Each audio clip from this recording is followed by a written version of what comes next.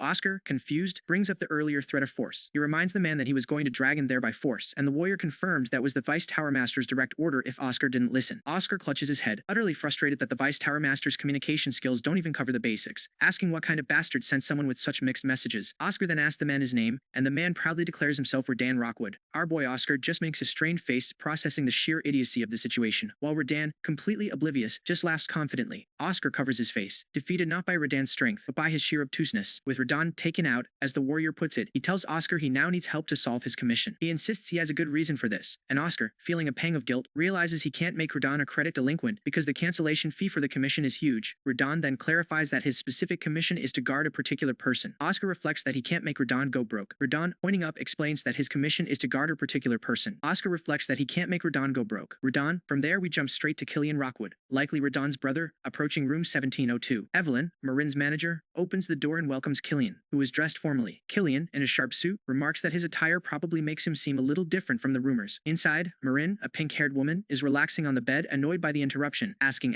Evelyn if room service has arrived, but Evelyn tells her that the one who accepted the commission is here. Marin looks up from her book, surprised by the news. Marin Maria introduces herself to the group, and Killian, ever the professional, immediately asks what she'd like for tea, letting her know he's not very picky with his work. Marin pauses for a moment, thinking, then admits her request might be crossing the line. Killian looks on, his expression serious, as Marin offers a gentle smile. Honestly, Killian finds the whole situation pretty random as the tea is served. Problem is, Marin and her associate aren't there for a friendly chat. Killian is here because they desperately need protection from assassination attempts. Her associate holds up a threatening letter, explaining that Marin has been receiving threats to cancel her concert at Barren Dome. And after ignoring those, they escalated to death threats, which means someone must have hired an assassin. The associate reveals the culprit is Ara Sweet, a rival singer, and the situation gets even darker as they mention Barron's mayor died mysteriously a few months ago. Marin's associate continues, trying to explain the gravity of the situation, while Marin listens intently. See, performing at Barren Dome is a massive deal. A concert with 100,000 people, something only a few artists ever achieve. Killian is utterly shocked, asking just how many people they've hired besides him, only to learn he's the only one. Marin's associate explains they tried to contact the mercenary office but no one would accept the commission, leaving Killian looking incredibly stressed. He sets his cup down, realizing the scale of the disaster ahead of him. In his head, even if it's him, these conditions are too difficult, and he asks about the cancellation fee, deciding to just forget the commission ever happened. Suddenly, an intense red energy flares, as Marin Maria, looking distressed, is surrounded by a dark, swirling aura. Killian sits in a dark room, his expression grim, realizing that if he cancels, he'll go completely broke, because the commission fee was a whopping 1 million bells. Marin, absolutely furious, grabs her hair. She curses them out, demanding to know why she wouldn't be upset. Killian looks blankly ahead as the pink energy wraps around him, and someone in the room exclaims in shock, a mermaid? Apparently, unlike the mermaids of fiction, whose bottom halves are always fish, real mermaids can change their lower half to legs at will, though there's a time limit, and they need to recharge in fish form, which Marin confirms with a defiant, so what if I'm a mermaid? Her manager stands over Killian, angrily confirming that Marin is, indeed, half mermaid. Killian still looks ahead, processing the information. Sadly, mermaids are so beautiful that they often get into strategic marriages with other species, but this often leads to their mixed-blood children being abandoned. Killian speculates that perhaps their mixed-blood children get abandoned. Marin looks worried as she's warned there's a high possibility she'll die if the concert goes through, and her audience may be in danger too, but she insists the audience will be fine. Her manager shouts, revealing there's a protective artifact in the audience seats. Marin's face twists in a pained and tense expression, emphasizing that this has been her only goal for 3 years. Her manager, a blonde woman, looks startled as she stands next to a character with tattoos, her eye filled with intensity. It turns out that while there's no known cure for ocean homesickness, Marin's condition, there's a legendary potion, the elixir, that can allegedly cure it. Her manager explains they only need a single drop of the elixir. The tattooed man, presumably Oscar, confirms this is why they need the elixir. The tattooed man, presumably Oscar, Marin, listening intently, asks if this is why they planned all this out starting 4 years ago. The tattooed man, Oscar, looks serious, reflecting on how ardent parents can be. He sits with his eyes closed, lost in thought, a close-up of his red eyes showing his deep focus. An elderly man in a cloak smiles warmly, saying he can deeply resonate with this more than anyone. With the plan set, a pair of polished dress shoes move forward. The tattooed man, Oscar, bows slightly, agreeing to get moving since they are the party concerned, and tells Marin there's something she needs to practice at Barren Dome. The blonde woman looks shocked and confused as Oscar insists on checking whether the audience is truly safe first, warning Marin not to regret thinking she wants to perform even if she might die. The man in the suit smiles confidently, ready to give it a go. Someone holds a glass of red wine, confirming they're going to rehearse. Meanwhile, a purple-haired woman holds her own wine glass talking to a colleague, a serious expression on her face. She wonders if Marin has found a man or a hidden lover. She laughs, admitting she blocked the mercenary office, so she can't understand where Marin got one from. Her colleague confirms he understood her orders. A man and woman stand together in an arena, while a third person watches from nearby. The woman with glasses and dark hair smiles cunningly, deciding she'll send one or two talented individuals to help. With Marin's concert looming, a man in a tuxedo casually accepts a new assassination commission, promising to send one or two talented individuals to get the job done right. While at Baron Dome, those very assassins finalize their official contract, and a pink-haired woman, who's almost certainly Dako, the younger Woodok sibling, expresses her relief at finally being able to go out. Her partner, the infamous Woojin, the older Woodok brother with the facial tattoos, just gives her a serious look, as his handler questions if just two of them are really enough for such a high-stakes job, and Woojin simply gives his sister a reassuring smile. They quickly demonstrate their deadly capability, unleashing a powerful wind bullet spell that leaves no trace, but slams into its target with terrifying force. Sadly, some poor suited guy goes flying off her railing, and Woojin just looks out into the night sky, apparently satisfied with the practice. Back at Arasuite's hotel, her previous goons are busy reporting their failure, and she reacts with genuine shock, asking if they actually died. Her assistant confirms it, admitting Marin must have hired good security, and explaining that the mercenary office found her previous agents dead, each with a single clear hole in the forehead and no signs of a struggle. Arasuite takes it all in, realizing that whoever did this is in a league of their own, and deciding she has to meet the man in question, a smirk playing on her lips, convinced that the only way to hire such a killer is to do it herself. Meanwhile, Oscar, Marin, and Killian are having a private dinner, where Marin is surprised to find her personality changing when it's just the three of them, but her good mood is immediately shattered when Killian warns her that the room has been wiretapped. Oscar realizes that Marin has been too relaxed thanks to Killian's presence, almost getting some of their secrets exposed, so he quickly feeds her a dumpling, explaining that it's a Yan dynasty food, and casually admits he got tired of them during wartime. Marin is utterly shocked that he's eaten them before, thinking that all White Tower mages were supposedly poor. Suddenly, the door to their private room swings open, and Arasuite marches in, greeting the waiter like she owns the place. Looking determined to make an entrance, she quickly announces that she's already paid for the room, much to Oscar's confusion, as he asks the manager why their private room isn't so private anymore. The butler just bows silently, unable to offer an explanation, and Arasuite settles in at the table, looking supremely displeased by the whole situation. She immediately offers to pay Killian's cancellation fee, and talks him into quitting, telling him flat out to cancel his contract with Marin and come work for her instead. Marin is absolutely shocked, but Arasuite doubles down, offering Killian 10 times his current pay. Oscar just smiles softly, already knowing Killian's loyalty, and can't help but laugh out loud at Arasuite's absurd offer. Arasuite is left fuming, absolutely furious at being rejected and humiliated. She demands to know Killian's name, then storms out of the room. Outside, her hand grips the doorknob so hard it shakes the entire frame, and she's breathing heavily, completely incandescent with rage. She demands her subordinates call the Woodok brothers immediately, ready to escalate her revenge. Meanwhile, Killian's new assailants are already on the move, with Woojin telling his handler he's been following their initial target since earlier, and confirming that he's the older brother of the Woodok assassin duo. He dismisses his handler's question about how he got in, saying his employer even got him an ID card, and asks where his sister Dako is. The handler, the same man in the tuxedo from before, presses the elevator button, telling them the plan has changed. Inside, the three conspirators discuss the new orders, wondering how they're supposed to kill the manager and stop the singer when the concert begins. As the elevator doors begin to open, Woojin announces the new target, Marin's bodyguard, Killian Rockwood, and orders them to kill him as painfully as possible. The tuxedo man just smiles, clearly enjoying the chaos. As he continues to talk with his handler, Woojin also comments that he should just let him know if he needs anything else, as a subtle spark of magical energy floats around the handler's head, and Woojin observes it with a knowing smirk. He thinks to himself that it was a good thing he slipped some mana into Arasuite earlier, letting him listen in on her private orders. The tuxedo man, seemingly unaware, comments on Woojin's supposed lack of observation, saying he's surprised Woojin didn't notice, and wondering if he's less capable than he thought. Woojin simply asks for pardon, playing innocent. Meanwhile, Marin is still stewing over Arasuite's offer, asking Killian if he really signed the contract just for money, thinking he couldn't cancel because he didn't have the cancellation fee. Killian explains that while she might be right about that, the real reason is that he wants to help Marin achieve her dream of saving her father. He wants to see her achieve that dream, showing his true loyalty isn't for sale. Marin remembers her own past, recalling a time when the world seemed consumed by fiery red mountains. She looks at Killian with renewed shock, then silently looks down, deeply moved by his words, as Killian with renewed shock, then silently looks down, deeply moved by his words, as Killian reaffirms his commitment to her. The next day, on the bustling day of Marine Maria's concert, everyone is frantically rushing around, with one manager yelling at staff to get moving because the concert's starting soon. Meanwhile, the actual part-timer is nowhere to be found, stuck on the toilet complaining about how busy they are, which makes it easy for our tattooed assassin, Woojin, to slip into the venue disguised as staff, ready to put his new plan into action.